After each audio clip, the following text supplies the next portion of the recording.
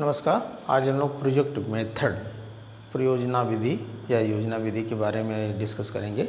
देखते हैं कि भाई प्रोजेक्ट मेथड क्या है। जैसे आप नाम से ही स्पष्ट है कि ये देखिए एक टेक्निकल वर्ड है, एक तरीके से अभियांत्रिकी वर्ड या इंजीनियरिंग वर्ड में सबसे पहले इसका प्रयोग किया गया, लेकिन बाद में किलपैट्रिक महोदय ने, जो इसके मूल प्रवर्तक जन्मदाता जी ने कहेंगे, इन्होंने शिक्षा के क्षेत्र में इसका प्रयोग किया। देखिए यहाँ से कहाँ से क्वेश्चन बनते हैं कि जो प्रयोजनवाद के जन्मदाता कौन थे, किलपैट्रिक थे। लेकिन सबसे पहले अगर देखा जाए तो ये जो उनके गुरु थे जॉन डीवी जी, 1911 में दार्शनिक प्रवर्तक अगर इनको कहेंगे कि 1911 में जॉन डीवी जी थे प्रोजेक्ट मेथड यानी प्रयोजना विधि का प्रयोग किए थे, और बाद में जो है उसी प्रयोजना विधि या योजना विधि के नाम से किलपैट्रिक जी उसको शिक्षा के क्षेत्र में 1918 में जो है WH किलपैट्रिक जी जो है इसका प्रयोग किए। तो यहाँ देखिए दो क्वेश्चन बनता है कि अगर मूल प्रवर्तक पूछा जाएगा, जन्मदाता जी से पूछा जाए तो किलपैट्रिक जी हो जाएंगे, लेकिन दार्शनिक प्रवर्तक अगर पूछा जाए तो जॉन डीवी जी हो जाएंगे। लेकिन अगर यही पूछता है कि अभियांत्रिकी क्षेत्र में, इंजीनियरिंग के क्षेत्र में, साइंस के क्षेत्र में इसका प्रयोग सबसे पहले किसने किया, तो रिचर्ड्स ने किया। किसने किया? रिचर्ड ने किया। 3 क्वेश्चन बन जाते हैं यहीं से, ठीक है। और इसमें अगर इसकी व्याख्या पूछ देगा, जैसे कि व्याख्या किसने किया था, स्टीवेंसन ने किया था। प्रोजेक्ट मेथड का की व्याख्या किसने की था, स्टीवेंसन ने किया था। अब देखें कि जैसे यह विधि जो थी थार्नडाइक के मुख्य 3 नियमों पर आधारित थी: तत्परता का नियम, अभ्यास का नियम और प्रयास का नियम। नाम से ही स्पष्ट है, तत्परता का नियम, बार बार प्रयास यानी किसी कार्य को करने के लिए बालक तत्पर रहेगा, इच्छुक रहेगा, जागृत रहेगा तो वो सीखेगा, जल्दी सीखेगा। अभ्यास का नियम, बार बार उसको करेगा, प्रैक्टिस करेगा, बार बार अभ्यास करेगा, है। और प्रयास का नियम भी मतलब बार बार जो है प्रयास करेगा, ये तरीके से। तो ये 3 नियम जो थे, चूँकि अभी थार्नडाइक के 3 नियमों की बात है इसमें। और ये जो थे जॉन डीवी से जो थे, गांधी जी जो थे जॉन डीवी के दर्शन से प्रभावित थे, क्योंकि जॉन डीवी जो थे एक प्रकृतवादी, ईश्वरवादी थे। तो इस तरीके से जो है ये गांधी जी उनसे प्रभावित थे। जो गांधी जी अपने 1937 में बुनियादी शिक्षा की जो नींव डाली, जो बताई, वो जो एक तरीके से प्रोजेक्ट मेथड से ही प्रभावित होकर के उन्होंने इस शिक्षा को बताई। और ये जो प्रोजेक्ट मेथड था, हालांकि बुनियादी शिक्षा जो थी वो छोटे बच्चों के लिए थी, गांधी जी ने दिया था, लेकिन ये जो प्रोजेक्ट मेथड था इसका प्रयोग ये किलपैट्रिक जी ने माध्यमिक स्तर के बच्चों के लिए किया। छोटे बच्चे के स्तर के बच्चों का प्रयोग जब हमारे यहाँ भारत में NCF 2005 नेशनल करिकुलम फ्रेमवर्क, राष्ट्रीय पाठचर्या की रूपरेखा 2005 में जब बनी, जब से यहाँ पे जो है प्रोजेक्ट मेथड का प्रयोग छोटे स्तर के क्लासों में भी होने लगा। लेकिन पहले जो था इसका प्रोजेक्ट मेथड का प्रयोग, ये भी आपको आएगा कि ये इसका प्रयोग कहाँ होता है। सबसे अधिक प्रयोग इसका माध्यमिक स्तर के, भाई प्रोजेक्ट बनाना है, बड़े बड़े आप जो है उसके लिए खर्चीले ऑपरेटर्स चाहिए, खर्चीले। अब जैसे छोटे बच्चों को बना दिया गया कि साइंस की चीज़, जैसे मोटर बनाना है, हैं, इस तरीके से। तो इस तरीके इसका ज़्यादा प्रयोग जो है माध्यमिक स्तर के बच्चों में, बच्चे नहीं प्रोजेक्ट वगैरह करते हैं, जैसे किसी कॉन्फ्रेंस वगैरह होता है या बच्चों को टीचर गार्जियन मीटिंग होती है, तो उसमें भी एक तरीके से बच्चे अपने अपने बना के लाते हैं। आजकल तो देख रहे हैं कि प्रोजेक्ट का चल रहा है, बच्चे अधिक से अधिक प्रोजेक्ट बना रहे हैं, स्कूलों में प्रोजेक्ट बनाने के लिए दे दिया जाता है। तो प्रोजेक्ट मेथड का प्रयोग तो अब छोटे कक्षाओं में भी हो रहा है, लेकिन अधिक से अधिक इसका प्रयोग माध्यमिक स्तर के बच्चों के लिए। क्वेश्चन भी आता है कि प्रोजेक्ट मेथड का प्रयोग सबसे ज़्यादा किस स्तर के बच्चों के लिए किया जाता है, तो माध्यमिक स्तर, कक्षा 9 से 10 स्तर के बच्चों के लिए इसका प्रयोग किया जाता है। और ये इसका प्रयोग सबसे पहले जो है भारत में अगर पूछा जाए कि कहाँ किया गया, तो पंजाब के मोगा नामक शहर में किया गया। पंजाब अगर मान लीजिए स्टेट पूछता तो पंजाब, अगर शहर पूछता तो पंजाब के मोगा नामक शहर में इसका प्रयोग किया गया। और ये जो प्रोजेक्ट मेथड था, ब्लूम जो मनोवैज्ञानिक थे, उनकी 3H के सिद्धांत पे आधारित था। 3H का मतलब उन्होंने दिया कि हेड, हार्ट एंड हैंड्स। तो इस पे 3H, अगर 3H की बात आती है तो ब्लूम का 3H सिद्धांत था। और गांधी जी का, वहीं गांधी जी ने इसमें 4H का सिद्धांत दे दिया। 4H में हेड, हार्ट, हैंड और हेल्थ की बात की, इन्होंने स्वास्थ्य को जोड़ दिया। तो इनका गांधी जी का 4H, यानी गांधी जी का जो ये 4H है और ब्लूम जी का जो 3H है। तो गांधी जी का 4H और गांधी जी का 4H और ब्लूम जी का 3H के सिद्धांत पर आधारित है। यानी इसमें जो परियोजना के प्रोजेक्ट मेथड के कुछ प्रकार हैं, जैसे व्यक्तिगत प्रयोजन, सामूहिक प्रयोजन, और सृजनात्मक प्रयोजन, कलात्मक प्रयोजन, समस्यात्मक प्रयोजन, अभ्यासात्मक प्रयोजन। तो यहाँ से तो बहुत सारे क्वेश्चन नहीं, अब व्यक्तिगत के नाम से स्पष्ट है जो यानी एक ही बालक अगर कोई प्रैक्टिकल कर रहा है, कोई प्रयोग कर रहा है, कोई सीख रहा है, तो इस तरीके से उसको व्यक्तिगत कहेंगे। अगर एक ग्रुप बना करके बच्चे किसी चीज़ को सीख रहेंगे, लर्निंग बाय डूइंग यानी करके सीखने पर ये भी सिद्धांत जो है आधारित है, तो कर रहे हैं उसको, तो उसको सामूहिक प्रयोजन करेंगे। सृजनात्मक प्रयोजन का मतलब कि बच्चे सृजन कर रहे हैं, किसी चीज़ का बना रहे हैं, कोई चीज़ तो उसको सृजनात्मक प्रयोजन करेंगे। अगला आपका है कलात्मक। कलात्मक का मतलब सौंदर्यात्मक या कलात्मक, जैसे बच्चा कोई सीनरी बना रहा है, कोई चित्र बना रहा है, कोई इस तरीके का, मतलब साइंस में भी कोई अच्छी सी फिगर बना दिया उसको और उसका लेबलिंग कर दिया अच्छे तरीके से, रंगों से उसके पार्ट्स वगैरह को भर दिया, फूल पत्तियाँ बना करके, जैसे मान लीजिए साइंस के क्षेत्र में हो गया या फिजिक्स केमिस्ट्री बायो के क्षेत्र में, तो उसको कलात्मक कहेंगे। और इस तरीके से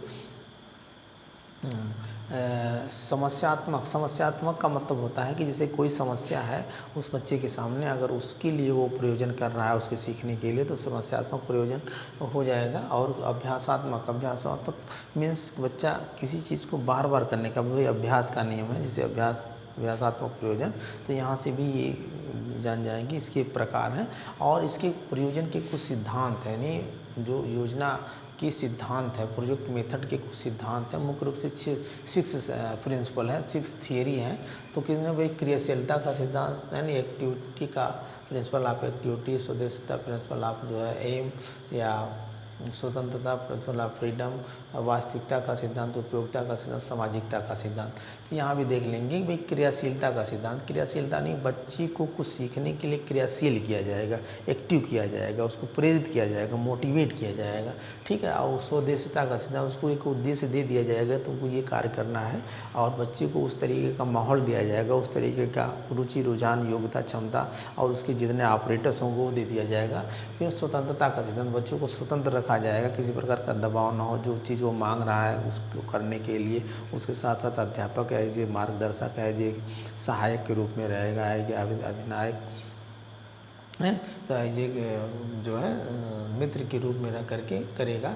वास्तविकता का सिद्धांत, इसमें वास्तविक चीज़ें, चूँकि ये साइंस का वर्ड है तो साइंस चूँकि वास्तविक चीज़ों में फोकस करती है, काल्पनिक चीज़ों में फोकस नहीं करती है। जो रियल है उस चीज़ को साइंस मानती है, बार बार उसको जब तक अपनी कसौटी पे खरा नहीं उतरेगा, कोई चीज़ को मानेगी नहीं। तो वो चीज़ कह रहा है कि वास्तविकता का इसमें सिद्धांत है, भाई जो वास्तविक है उस चीज़ को मानेगी, वो प्रैक्टिकल करेगी, प्रयोग करेगी, और जो चीज़ सत्य होगा उसी को वो मानेंगे। दूसरा है उपयोगिता का सिद्धांत। उपयोगिता का मतलब कि ये इसलिए ये सिद्धांत उपयोगी है कि भाई इसका उपयोग हो, जो कर रहे हैं उसका आगे आने वाले समय में इसका प्रयोग हो, उपयोग हो भी। तो इस तरीके से उपयोगिता का सिद्धांत। सामाजिकता का सिद्धांत, इसमें ये कि सामाजिकता की समाज में भी इसका उपयोग हो और समाज इस चीज़ को लाइक करे, कुछ व्यवहारवादी दृष्टिकोण भी हो कि उसका प्रयोग हो, और प्रयोग हो तो उसका कुछ आउटपुट जो निकले वो एक तरीके से सार्थक हो, समाज के रूप में उसका प्रयोग हो, समाज उस चीज़ को लाइक करे कि हाँ अच्छा हो रहा है। इसके कुछ अब देखेंगे, कुछ प्रयोजना के सिद्धांत, कुछ मेरिट्स हैं, कुछ गुण जिसको कहेंगे मेरिट्स कहेंगे। मेरिट है, कुछ मेरिट है। अब मेरिट कहेंगे, कुछ डीमेरिट भी है। तो पहले मेरिट देख लेते हैं। मेरिट क्या क्या है भैया? ये मेरिट है कि जैसे बालकों को जो है, छात्रों को जो श्रम की आदत का विकास हो जाता है, बच्चे बार बार उसको करेंगे तो उनको करने की, किसी चीज़ लर्निंग बाय डूइंग यानी कार्य करने की आदत का विकास हो जाता है इसमें प्रोजेक्ट मेथड में। दूसरा है कि अपसारी चिंतन को ये बढ़ावा देता है, बालकों के ज्ञान को, जो अपसारी ज्ञान को मतलब कि बढ़ावा देता है। अपसारी ज्ञान, एक अपसारी ज्ञान होता है, अपसारी कन्वर्जेंट, डाइवर्जेंट। तो इसमें क्या होता है कि भाई अपसारी मीन्स होता है कि जैसे किसी ज्ञान को चौतरफा विकास करे। जैसे बच्चा मैथ पढ़ रहा है तो उसके कुछ अंश जो है साइंस में भी आ जाएंगे। अगर बच्चा साइंस पढ़ रहा है तो कुछ अंश उसके, जैसे फिजिक्स पढ़ रहा है तो केमिस्ट्री में भी आ जाएंगे, केमिस्ट्री पढ़ रहा है तो उसके फिजिक्स में भी आ जाएंगे, मैथ पढ़ रहा है तो उसका फिजिक्स में आ जाएंगे, कुछ अगर बॉटनी पढ़ रहा है तो उसकी जूलॉजी में भी आ जाएंगे। तो इस तरीके से कि एक तरफ का ज्ञान जो चौतरफा ज्ञान हो जाए। जैसे मान लीजिए बच्चा, अगर मान लीजिए साइंस में बायो पढ़ रहा तो उसके कुछ वर्ड जो है ज्योग्राफी में भी मिल जाएंगे, तो इस तरीके से इन्वायरमेंट में भी मिल जाएंगे। तो इस तरीके से वो अपसारी, मतलब अपसारी का मतलब कि एक तरफ से ज्ञान जो चौतरफा बढ़ जाए, यानी कोई जैसे टार्च हम बारते हैं, जलाते हैं, तो टार्च का प्रकाश चारों तरफ जाके फैल जाता है, तो उसको अपसारी कहेंगे। इसमें आप कन्फ्यूज हो जाइएगा, अपसारी और अभिसारी। अपसारी का मतलब होता है कि एक जगह से जैसे बल्ब जला दिया, बल्ब का प्रकाश चारों तरफ जाके फैल गया, तो वो क्या हो गया, अपसारी, यानी फैल जाना। तो ज्ञान को जब अपसारी चिंतन, मतलब ज्ञान चौतरफा ज्ञान बढ़ता है, बच्चे का जो माइंड का जो डेवलप होता है, मानसिक डेवलपमेंट जो होता है चौतरफा होता है। और अभिसारी का मतलब कि संकुचित भावना आ जाती है, यानी चारों तरफ का ज्ञान लेकर के एक ही जगह बच्चा एक ही पे फोकस कर लेता है, उसको अभिसारी कहते हैं। तो यहाँ ये अपसारी चिंतन का बढ़ावा देता है। ये विधि जो है बाल केंद्रित है, नाम से ये स्पष्ट है कि भाई चाइल्ड सेंटर्ड है, बच्चे को रुचि, रुझान, योग्यता, क्षमता, एटीट्यूड को देख करके इसमें विकास किया जाता है। अनुभव से बच्चा सीखने के अवसर मिलते हैं। बच्चे को जो है, जो बालक का जो अनुभव होता है, जो किया रहता है, उससे भी इसमें सीखने का अवसर दिया जाता है कि भाई बच्चे को कुछ कराया गया, उस आधार पे कुछ प्रोजेक्ट दे दिया गया और उस अनुभव के आधार पे वो अलग प्रोजेक्ट भी बनाता है।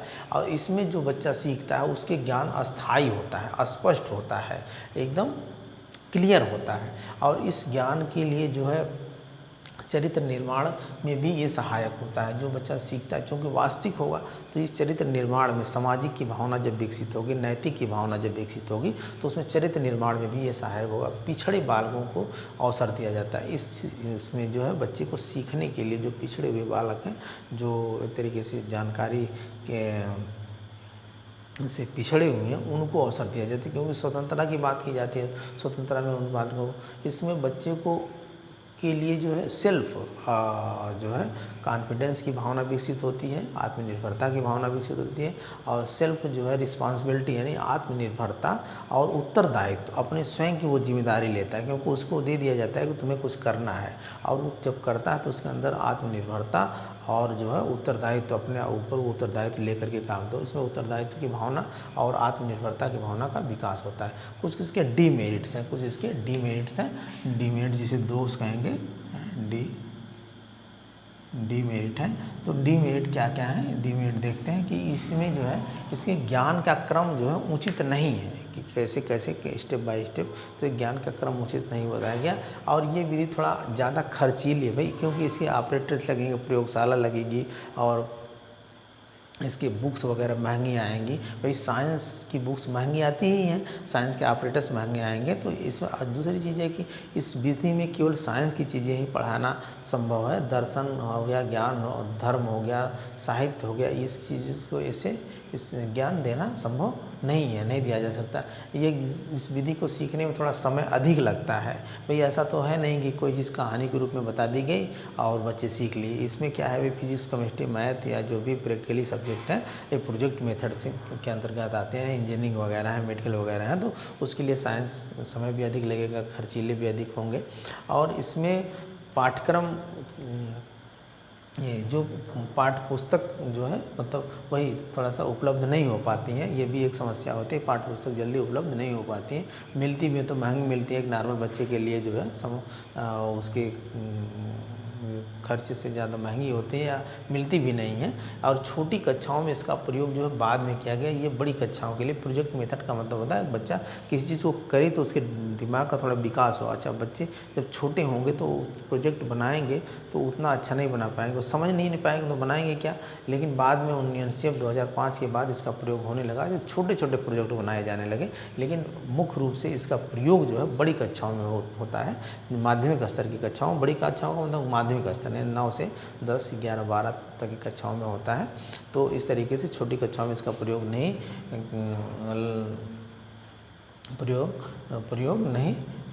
लाया जा सकता है। तो इस तरीके से ये छोटा सा टॉपिक था। लेकिन देखिए क्वेश्चन यहीं से बनते हैं कि इसका प्रयोग सबसे पहले जॉन डीवी दार्शनिक रूप में किया, लेकिन किलपैट्रिक इसके जन्मदाता थे, क्योंकि उन्होंने उसका जो है शिक्षा के क्षेत्र में प्रयोग किया 1918 में। और स्टीवेंसन जो थे इसकी व्याख्या किए थे। और इसका अभियांत्रिकी क्षेत्र में, यानी ये एक टेक्निकल वर्ड है, ये एक तरीके से इंजीनियरिंग वर्ड है। पूछेगा कि भाई कौन सा वर्ड है, इंजीनियरिंग वर्ड है। तो इस तरीके से किलपैट्रिक जो थे जॉन डीवी के शिष्य थे, तो इन्होंने इस तरीके से। और देखेंगे कि भाई भारत में सबसे पहले प्रयोग कहाँ किया गया, पंजाब में किया गया। किस शहर में, मोगा शहर में किया गया। और ये जो है महात्मा गांधी जी की जो बुनियादी शिक्षा थी वो इससे थोड़ा सा प्रभावित थी। महात्मा गांधी 4H की बात किए थे, हेड, हार्ट, हैंड और हेल्थ की बात किए थे। और उसे ब्लूम जी जो थे इसमें प्रोजेक्ट मेथड में हेड, हार्ट और हैंड की बात किए थे। और इस तरह यहाँ से ये क्वेश्चन बन सकते हैं, तो यहाँ से आप देख लेंगे। और मेरा पढ़ाया हुआ अगर आप लोगों को पसंद आया तो लाइक करके शेयर करें दोस्तों में और सब्सक्राइब करें। धन्यवाद।